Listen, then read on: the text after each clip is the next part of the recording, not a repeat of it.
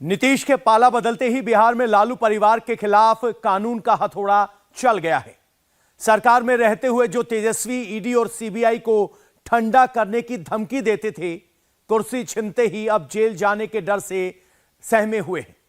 आज पूरे दिन पटना में लालू परिवार की गाड़ियां दौड़ती नजर आई। लैंड फॉर जॉब मामले में आज लालू से पूछताछ हुई। 30 जनवरी को तेजस्वी का नंबर है। इसके बाद राबड़ी देवी, मीसा भारती और हेमा यादव का भी नंबर आने वाला है। यानी भ्रष्टाचार के खिलाफ प्रधानमंत्री मोदी ने लड़ाई का जो संकल्प लिया था, अब उसे नीतीश कुमार बिहार में पूरा कर रहे हैं। पहले सरकार गई, अब जेल जाएगा लालू परिवार। भ्रष्टाचार पर एक्शन, बढ़ी लालू परिवार की tension. Land for job scam, Lalu परिवार की जेल यात्रा तय। 28 जनवरी को बिहार में एनडीए की सरकार बनी और 29 जनवरी को भ्रष्टाचार पर सबसे बड़ा एक्शन हो गया। नीतीश ने जैसे ही पाला बदला, लालू परिवार ईडी दफ्तर का चक्कर काटने लगा।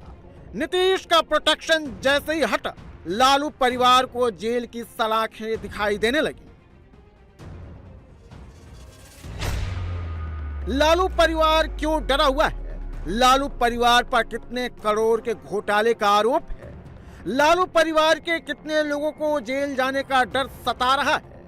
इस घोटाले को कैसे अंजाम दिया गया, आपको सब बताएंगे। बिहार में सरकार बदलते ही एनडीए की सरकार भ्रष्टाचार के खिलाफ जीरो टॉलरेंस नीति पर काम करना शुरू कर दी। कल लालू यादव बिहार में सरकार से आउट हुए और आज ईडी की एंट्री हो गई। लैंड फॉर जॉब मामले में आज लालू से ईडी ने पूछताछ की। लालू यादव से ईडी ने पटना दफ्तर में सवाल जवाब किया। मनी लॉन्ड्रिंग मामले में ईडी लालू यादव से घंटों पूछताछ की।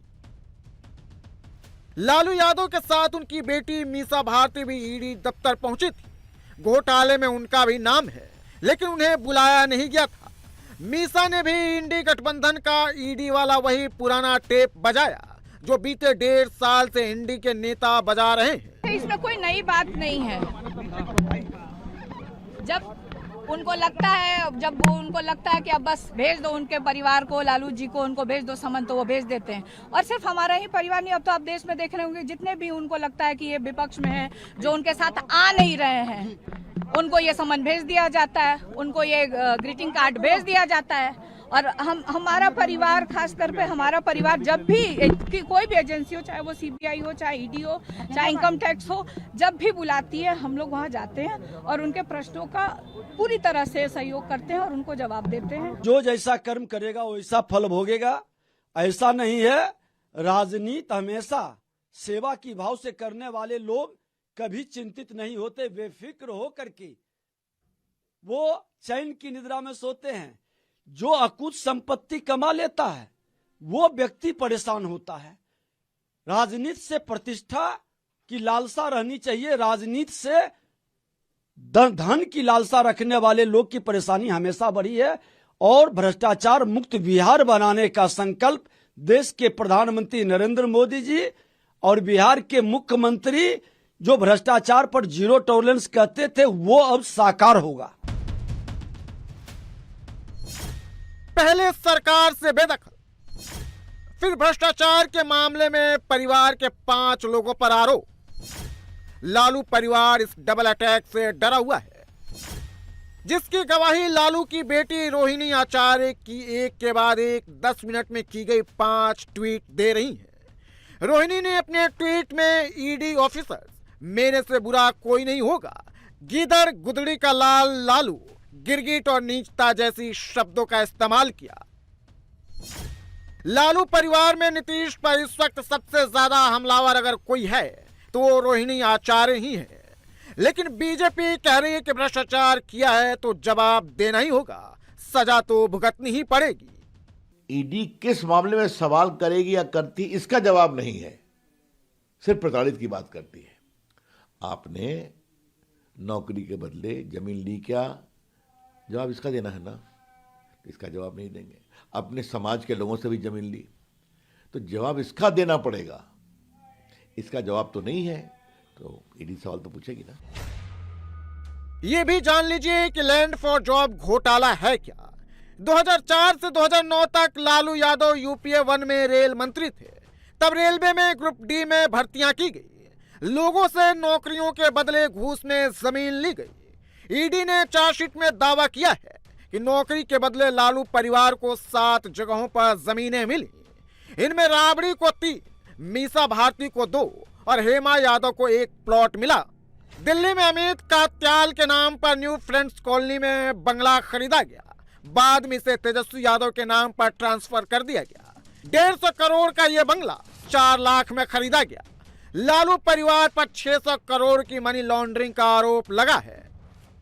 लैंड फॉर जॉब घोटाले में लालू परिवार के 5 लोग आरोपी हैं। आज लालू यादव से पूछताछ हुई तो परिवार के दूसरे सदस्यों को भी ईडी ने पूछताछ के लिए बुला लिया है। घोटाले में लालू यादव, पत्नी राबड़ी देवी, बेटा तेजस्वी यादव, बेटी मीसा भारती और हेमा यादव आरोपी हैं। मतलब सबका नंबर आने वाला है। सवाल यह कि इस घोटाले को अंजाम कैसे दिया गया। तो आवेदकों की भर्ती सब्स्टिट्यूट के तौर पर की गई। एम्प्लॉय को कंफर्म करने से पहले जमीन की डील की गई। जमीन मिलने के बाद ही उन्हें जॉब में कंफर्म किया गया। जमीन की डील कंपनियों के नाम पर की गई। बाद में जमीन को बेचकर पैसा अवैध तरीके से लालू फैमिली तक पहुंचा दिया गया। और अब सरकार से बाहर जाने के बाद ईडी लालू परिवार से पाई पाई का हिसाब मांग रही है। तो इंडी गठबंधन के नेता ईडी चिल्लाना शुरू कर दिए। भ्रष्टाचार पर एक्शन होते ही लालू को कवर देने के लिए पूरा इंडिया अलायंस मैदान में उतर गया है। बिहार में नीतीश के इंडिया अलायंस से आउट होने के बाद अब लालू यादव बिग ब्रदर्स की भूमिका में आ गए और पटना से दिल्ली तक लास्ट टाइम धोखा देने की शोर सुनाई दे रही है। सवाल यह कि कौन किसे धोखा दिया। इसका मतलब यही है कि इंडिया गठबंधन तोड़ने के लिए कोशिश पहले से चली थी, ये आज उजागर हो गया। जब क्योंकि इतनी जल्दी कोई भी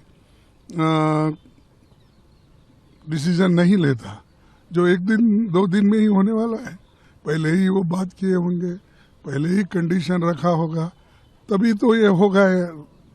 तो ये जो है आज तक हमको डार्क में रखे और इवन लालू प्रसाद जी को भी डार्क में रखे। चाहे कोई और पार्टी हो, सबके साथ राजनीतिक तौर पर कमजोर करने के प्रयास जारी थे।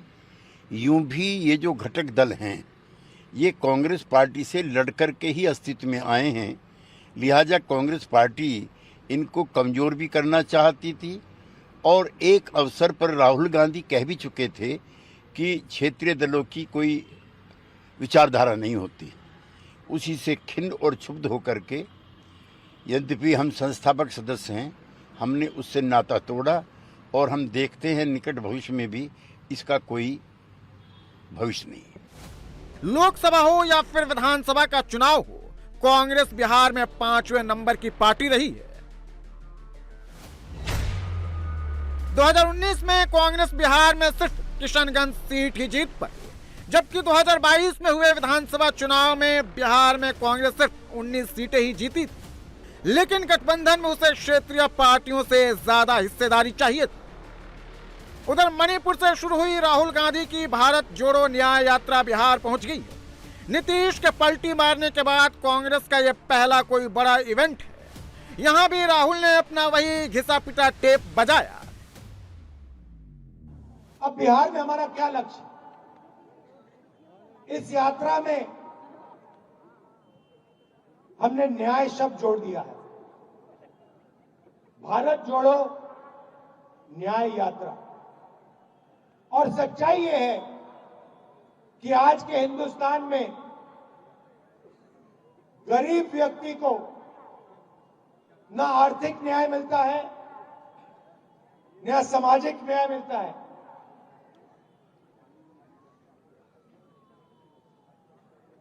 तो इसलिए हमने न्याय की बात जोड़ी है। मोदी जी की सरकार में 2-3 अरबपतियों को हिंदुस्तान का पूरा धन पकड़ा दिया जाता है। अरबपतियों के लिए बैंक के दरवाजे खुले, प्रधानमंत्री का अफसर खुला, का ऑफिस खुला, सरकार के सारे दरवाजे उनके लिए खुले। तो ये बात हम आपके सामने रखना चाहते हैं, बिना सामाजिक न्याय और आर्थिक न्याय के ये देश प्रगति कर ही नहीं सकता है। नीतीश इंडिया अलायंस को छोड़कर एनडीए में शामिल हो गए, लेकिन राहुल अभी भी उन्हीं के बैट बॉल से सियासी पिच पर क्रिकेट खेल रहे हैं। सामाजिक न्याय के लिए ही नीतीश कुमार ने जातिगत जनगणना को कराया, फिर ओबीसी को 2 हिस्सों में बांटा, अपर ओबीसी और लोअर ओबीसी, और नवंबर में हुए 3 राज्यों के चुनाव में राहुल गांधी भी नीतीश के इसी जातिगत जनगणना कराने का टेप बजाते रहे। अब सोचिए, राहुल गांधी अभी जातिगत जनगणना कराने का वादा कर रहे हैं, जबकि नीतीश कुमार करा चुके हैं, और नीतीश की पकड़ पिछड़ा वर्ग में सबसे ज्यादा है, जिसका फायदा अब एनडीए को मिलने वाला है। सवाल यह है कि नीतीश के पाला बदलने से किसे होगा फायदा और किसे नुकसान, एनडीए को कितना फायदा होगा और इंडी गठबंधन को कितना घाटा, बिहार में जेडीयू आरजेडी में से किसे होगा लाभ और किसे होगी हानि, ये बताएंगे। लेकिन उससे पहले ये जान लीजिए कि नीतीश ने यू टर्न क्यों लिया। पहला, इंडी गठबंधन में उन्हें राज्य और राष्ट्रीय स्तर पर हाशिए पर धकेला जा रहा था। दूसरा, सीट बंटवारे को लेकर कांग्रेस का गैर जिम्मेदार रवैया। तीसरा, राम मंदिर के उद्घाटन के बाद हिंदू वोट बैंक का बीजेपी की तरफ रुझान। और चौथा, नीतीश को पता चल गया था कि बीजेपी इंडी गठबंधन से बहुत आगे निकल चुकी है और नीतीश के एनडीए में शामिल होने पर फायदा नीतीश और मोदी दोनों को है। 2014 में बीजेपी और नीतीश अलग अलग चुनाव लड़े। बीजेपी को 22 सीटें मिली, जबकि नीतीश की पार्टी 2 सीटों पर ही सिमट कर रह गई। लेकिन 2019 में नीतीश बीजेपी के साथ जब चुनाव लड़े, सीटों का बंटवारा भी 50-50 फॉर्मूले पर हुआ। बीजेपी 17 सीटें जीतने में कामयाब रही तो जेडीयू 16 सीटें। यानी नीतीश को 2024 में इंडी गठबंधन के साथ चुनाव लड़ने पर सीटों के साथ सीधा सीधा नुकसान भी नजर आ रहा था। एक तो नीतीश पर कम सीट पर चुनाव लड़ने का दबाव था, दूसरा कांग्रेस उन्हें भाव नहीं दे रही थी। तो नीतीश के दूर रहने से बीजेपी को भी भारी नुकसान हो रहा था। नीतीश के बिना बीजेपी बिहार में 40 की 40 सीटें जीत नहीं पाती। अब बिहार में एनडीए के क्लीन स्वीप करने की संभावना बढ़ गई है।